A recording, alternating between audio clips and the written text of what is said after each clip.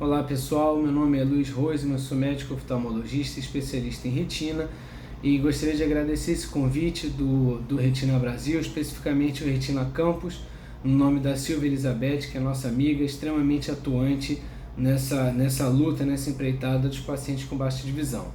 E ela me pediu para falar sobre exames relacionados ao diagnóstico da retinose pigmentar e sobre a catarata em pacientes com distrofia.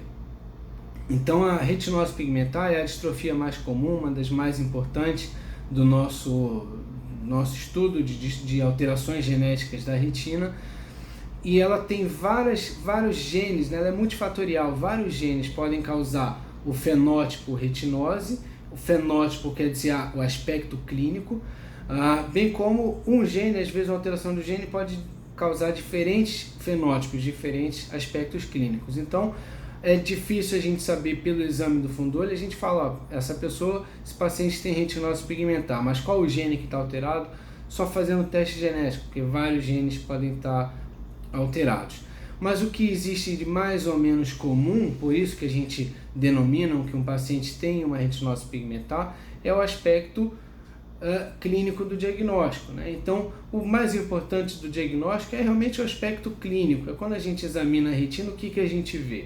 Então, no paciente com retinose, existe uma tríade de alteração da retina que é mais comum. A atrofia do nervo óptico, então o nervo óptico que fica lá no fundo do olho, que normalmente ele tem uma cor de salmão, um laranja avermelhado, ele fica mais pálido, fica mais branco, tá? Uma segunda alteração comum em paciente com retinose é o afinamento dos vasos da retina.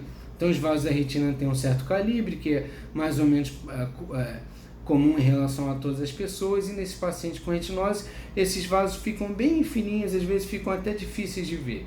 Então é outro aspecto importante. O terceiro, que é o mais característico, o mais típico, são as alterações do pigmento da retina. O aparecimento de algumas lesões que a gente chama de espícula óssea. Não tem nada a ver com osso, é o nome que é espícula óssea, que são alterações pigmentadas. Então a retina, que também tem uma cor meio alaranjada, ela fica com esses pigmentos escuros, pretos e marrons espalhados por toda a retina. Então esses três aspectos são o aspecto clínico de uma retinose típica, né?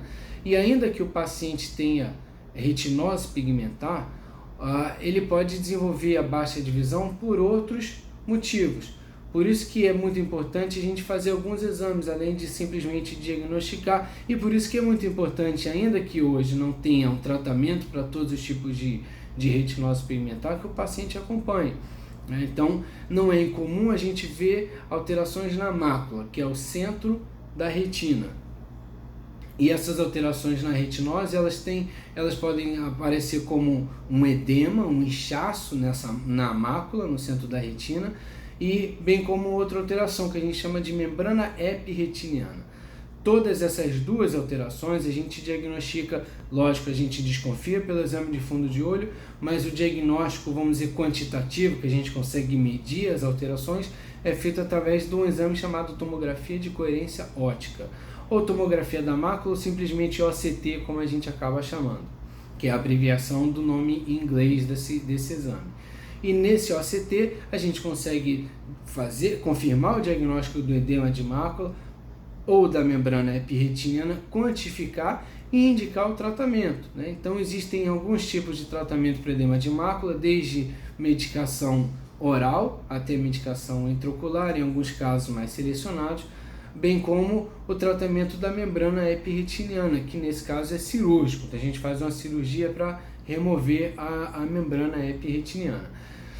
Então a tomografia acaba sendo um exame muito importante. A retinografia, que é a simples foto do fundo de olho, também é importante no segmento. Então quando a gente acompanha o paciente, a gente fala, volta daqui a 1 ano, volta daqui a 2 anos, e a gente consegue, através da foto da retina, acompanhar a progressão, como aquele paciente está evoluindo com o tempo, porque não tem como lembrar como estava a retina de um paciente 1 ano antes.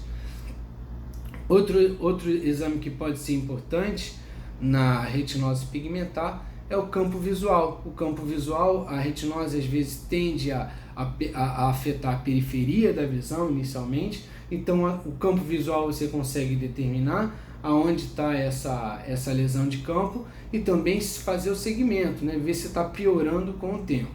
E claro, a gente não pode esquecer de qualquer distrofia da retina, o exame eletroretinográfico, o eletroretinograma.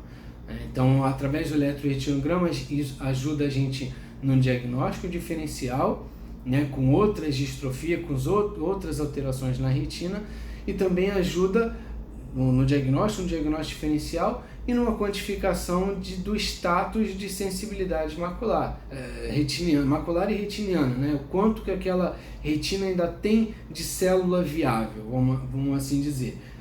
Então é outro exame que a gente comumente pede. Uma outra alteração que causa baixa de visão na retinose, e aliás não só na retinose, amarose de Leber e várias outras distrofias retinianas podem levar à formação de catarata. Então eu estou aqui com o meu olhinho. A catarata é a retina é essa parte laranja aqui de trás e a catarata é essa parte aqui da frente, né? Então a gente tem a córnea, eu vou tirar a córnea aqui da frente, que é o que pode fazer transplante, a única estrutura ocular que faz transplante é a córnea. E aqui atrás está o cristalino, né? O cristalino normalmente é para ser transparente, como a gente vê aqui, e quando está com catarata ele fica opaco, né? Então existem alguns tipos de catarata diferente, né? O cristalino ele é como se fosse uma lente, você pode ter uma opacidade na parte de trás da lente, é o que a gente chama de subcapsular posterior. Essa opacidade pode ser central nuclear, que é comum com a idade, pode ser cortical na parte periférica do cristalino, que é comum, por exemplo, em diabéticos, ou pode ser cortical, pode ser cápsula anterior, que também está relacionada a distrofias, né? Então, principalmente a cápsula anterior e a cápsula posterior são as mais comuns que afetam pacientes com distrofias e, eventualmente, eles têm uma catarata precoce, às vezes durante a infância, mas às vezes no adulto jovem, né? E é uma outra causa de baixa de visão que é tratável com cirurgia, com a cirurgia de catarata, como uma cirurgia de catarata convencional dessa que a gente faz em idosos. E aí a gente tira esse cristalino que está com essa opacidade e coloca uma lente artificial no lugar, que é completamente transparente, restaurando a parte da visão que baixou, referente obviamente à catarata. Não vai recuperar o que baixou da visão por causa da alteração na retina, mas vai melhorar o que foi o que baixou relacionado à catarata. Então, dependendo dessa proporção, do grau da catarata, alguns pacientes podem ter uma melhora importante.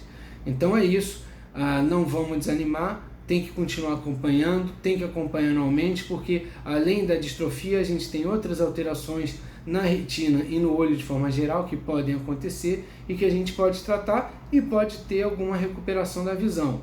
E aguardar aí o resultado dos novos estudos e novos tratamentos, que eu tenho certeza que nos próximos 5 e 10 anos a gente vai ter muita novidade. É isso, pessoal. Obrigado pelo convite mais uma vez e até lá.